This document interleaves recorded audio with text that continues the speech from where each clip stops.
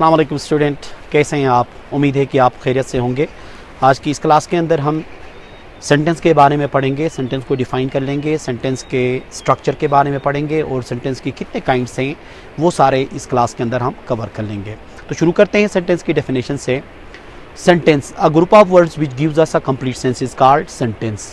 अल्फाज का एक ऐसा मजमुआ जो हमें कोई मतलब बता दे उसको हम सेंटेंस कहते हैं।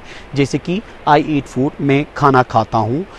इसके अंदर आप देख लीजिएगा 3 अल्फाज ऐसे मिलते हैं जिससे हमें एक सेंस बन जाता है, मतलब ये ग्रुप बनाते हैं जिसकी वजह से ये कोई मतलब हमें देते हैं, तो इसको हम क्या कहते हैं? सेंटेंस कहते हैं। तो सेंटेंस के लिए लाजमी है कि जितने भी अल्फाज हैं वो ग्रुप की शक्ल में हो, वो कभी भी अनग्रुप ना हो। अगर वो अनग्रुप हो जाएंगे तो उनका कोई मतलब नहीं बनता है। अब हम ये देख लेंगे कि दुनिया के हर सेंटेंस के अंदर, लैंग्वेज के अंदर जो हम सेंटेंसेस इस्तेमाल करते हैं, तो उसमें वो कौन सी बेसिक चीज़ है जो अगर मिस हो जाए तो उसका कोई सेंस नहीं बनता है। अब इस सेंटेंस के अंदर आप देख रहे हैं कि तीन चीज़ें हैं। एक है सब्जेक्ट और एक है वर्ब, दूसरा है ऑब्जेक्ट। अगर मैं सब्जेक्ट को मिटा देता हूँ तो ईट फूड, फिर भी एक ऑर्डर बन रहा है खाना खा लो, तो बात हमें समझ में आ रही होती है। अगर इसमें से मैं ऑब्जेक्ट को रिमूव कर लेता हूँ, ऑब्जेक्ट इसके अंदर फूड है, तो आई ईट, मैं खाना खाता हूँ, फिर भी हमें कोई मतलब समझ में आ रहा होता है। अगर इससे मैं वर्ब को मिटा देता हूँ, वर्ब इसके अंदर ईट है, तो हमें कोई भी सेंस नहीं मिलता है, कोई बात हमें समझ में नहीं आ रही होती है। आई ईट, आई फूड का क्या मतलब होता है? कुछ भी समझ में नहीं आता है। तो इसलिए जितने भी सेंटेंसेस हैं उनका जो लाजमी जुज़ है वो है वर्ब। अगर वर्ब मिस हो जाए तो सेंटेंस कोई मतलब हमें नहीं बता देता। अब वर्ब को हम डिफाइन कर लेते हैं। वर्ब क्या है? A verb which shows an action और स्टेट। कोई भी ऐसा लफ्ज़ जो हमें एक्शन के बारे में बता दे या स्टेट के बारे में बता दे, दोनों सूरतों में वो क्या है? हमारा वर्ब है। अब इसको हम अलग अलग करके डिफाइन कर लेंगे। Action verb, a word which shows an action. नाम से ही जाहिर है एक्शन वर्ब का मतलब ये है कि कोई ऐसा लफ्ज़ जो हमें काम के बारे में बताते, जैसे कि ही सिंग्स अ सॉन्ग, वो गाना गाता है। तो वो गाना गाता है के अंदर देखें कौन गाना गा रहा है? वो ही, तो इसका मतलब है वो काम कर रहा है। तो काम कौन सा हो रहा है?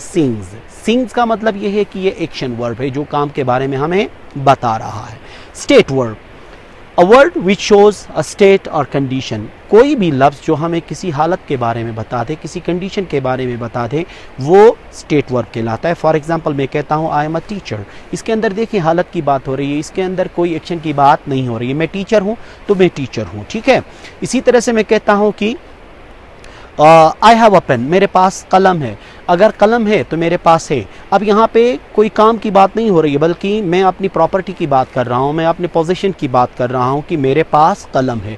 तो दोनों सूरतों में ये क्या कहलाता है? पहले वाले में बजात खुद की हालत हो गई जिसमें एम इस्तेमाल हो गया, और दूसरे में हैव, प्रॉपर्टी की बात हो रही है। तो दोनों सूरतों में ये हमारे स्टेट के बारे में बात कर रहे हैं। अब हम चलते हैं सब्जेक्ट के बारे में बात करते हैं। सब्जेक्ट क्या है? सब्जेक्ट की पहली डेफिनेशन जो है वो है doer of an action is called subject. काम करने वाले को हम क्या कहते हैं? सब्जेक्ट कहते हैं। जैसे कि ही सिंग्स अ सॉन्ग, वो गाना गाता है, तो इसमें ही क्या कर रहा है? कोई चीज़ परफॉर्म कर रहा है, वो गा रहा है, तो उसको हम क्या कहेंगे? उसको हम सब्जेक्ट कहेंगे। और कभी कभार ऐसा होता है कि कुछ ऐसे जुमले आते हैं जिसके अंदर कोई काम का जिक्र नहीं होता है। जैसे कि मैं कहता हूँ Aslam is a doctor, Ahmed is a doctor, इसके अंदर तो कोई काम नहीं हो रहा। तो अगर इसमें जब बच्चे या स्टूडेंट्स हमसे पूछते हैं कि इसमें तो काम का जिक्र नहीं हो रहा, तो सब्जेक्ट कौन होगा? इसमें अहमद तो हम नहीं कह सकते हैं। तो पहला डेफिनेशन जो हमने डूअर ऑफ एन एक्शन पढ़ा था वो इसके अंदर इस्तेमाल नहीं होगा। इसके लिए हम दूसरा डेफिनेशन पढ़ लेंगे। When there is no any action in a sentence, we ask who or what is being talked about. जब किसी सेंटेंस के अंदर किसी काम का जिक्र नहीं होता है तो वहाँ पे हम पूछ लेते हैं कि किसके बारे में बात हो रही है। वो जिस बंदे के बारे में हम बात कर रहे होते हैं वो हमारा क्या होता है? सब्जेक्ट होता है। अब इसमें देख लीजिएगा, अहमद इज़ अ डॉक्टर, कौन डॉक्टर है? अहमद है। किसके बारे में बात कर रहे हैं? अहमद के बारे में बात कर रहे हैं, तो अहमद हमारा क्या होगा? सब्जेक्ट होगा, ठीक है। तो इस तरह सब्जेक्ट की कितने डेफिनेशन हो गए? 2 डेफिनेशन। एक वो जो काम करता है, दूसरा वो जिसके बारे में हम बात कर रहे हैं। Object, receiver of an action is called object. Object का काम ये होता है कि ये अपने ऊपर किसी भी काम को क्या करता है? रिसीव कर रहा होता है। नाम से ही जाहिर है वो रिसीव कर रहा होता है, और ये काम सब्जेक्ट की वजह से इसके ऊपर होता है, और हमेशा क्या होता है, ये मुतासिर होता है। किस वजह से? एक्शन वर्ब की वजह से ये मुतासिर होता है। जैसे कि आई ईट फूड, मैं खाना खाता हूँ, या आई ईट एन एप्पल, मैं सेब खा लेता हूँ। तो इसमें देखें दोनों सूरतों में क्या है, एक में फूड पे असर है, दूसरे में क्या है, एप्पल पे असर हो रहा है। मतलब जब मैं खाना खाना शुरू करता हूँ तो खाना ख़त्म होता है, अब सेब खाना शुरू करता हूँ तो मैं क्या होता है, सेब ख़त्म हो जाता है। तो मुतासिर कौन हो रहा है? ऑब्जेक्ट हो रहा है। तो ये बात याद रख लीजिएगा कि ऑब्जेक्ट हमेशा क्या होता है, काम की वजह से मुतासिर होता है। तो अब हम देख लेते हैं कि एक सेंटेंस का स्ट्रक्चर कैसे बनता है। Sentence is equal to subject plus verb plus object. Sentence इस तरह से बनता है जिसके अंदर एक सब्जेक्ट होता है, दूसरा है हमारे पास वर्ब, और तीसरा है हमारे पास ऑब्जेक्ट। तो एक स्टैंडर्ड सेंटेंस के लिए इस स्ट्रक्चर की ज़रूरत होती है।